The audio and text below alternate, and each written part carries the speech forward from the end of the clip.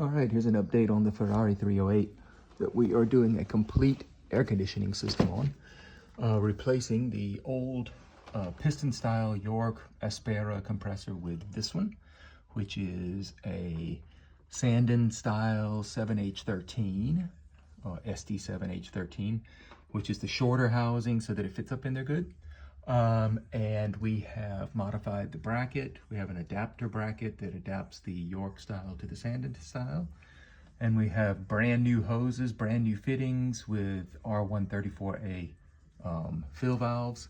And they go down behind the tank. We had to pull the tank to do this. And then somewhere under there, they go back into the sill behind the tank. But anyway, to do this job, you have to pull the wheel liner, then you have to pull the tank, and you'll have to come up with a new belt size because the compressor uses a different size belt.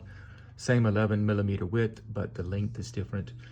And you'll have to do the bracket and do a little bit of custom work on the bracket to make the pulley line up like it needs to line up.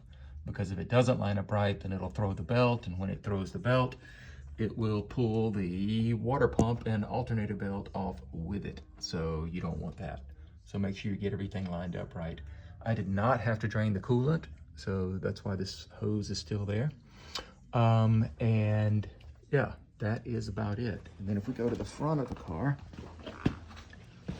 on the front, we have also done everything new. I'm going to drive to the shop that made my hoses and have the front ends pressed on in the shop because it's just easier to run the hoses through the side sill if they're not pressed. Here is where they come out. You can barely see it.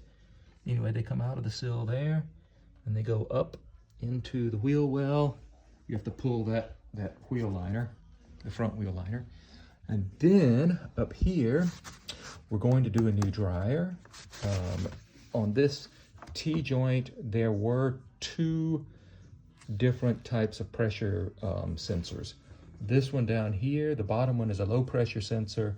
And then on this side, there was a pigtail that went to a high pressure sensor that was hidden back in the back. The high pressure sensor I have taken out, and the high pressure sensor has been shorted, bridged across so that I'm taking that out of service. I'm also taking the low pressure sensor out, and I am replacing it with a combination high and low sensor.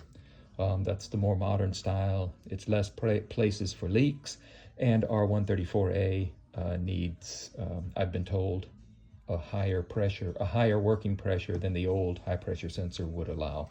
So anyway, so I put that on this side here. Like I said, new dryer's coming.